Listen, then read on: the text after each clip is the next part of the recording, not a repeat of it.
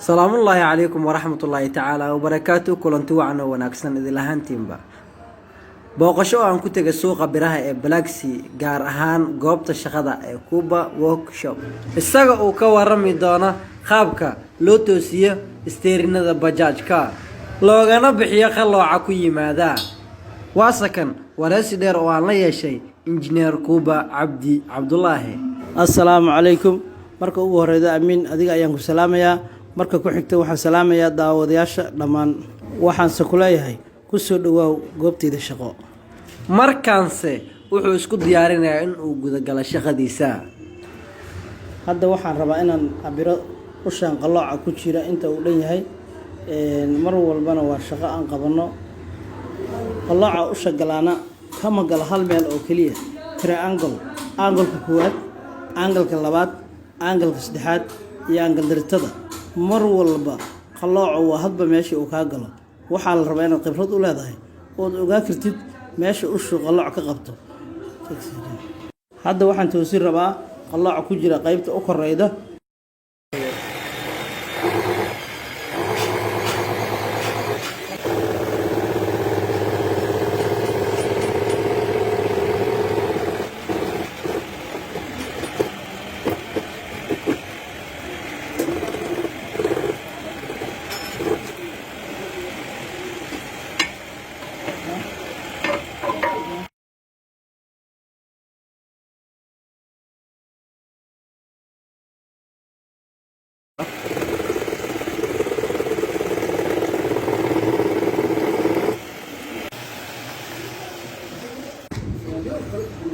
waxaa loo baahan yahay in la koontaroolo maqaska si cilada aad u ogaato oo si miro dhal ah aad uga shaqeydo oo shaqadaadu u hagaagsanaato insha Allah. steering bajaaj dulqaad uma lahsaan inaad u garaacdid waa inaad xalisid. taanteena shaqadu waa ha ku bixin buris ha ku gelin buris si u wanaagsanaato shaqadaada.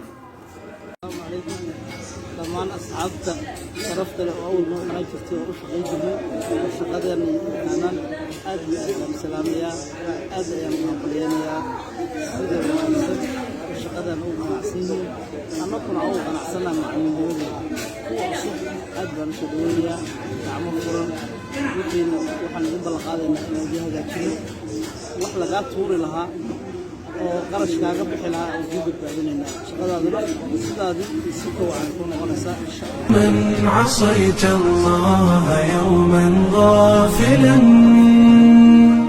أنسيت أن الله قد أعطى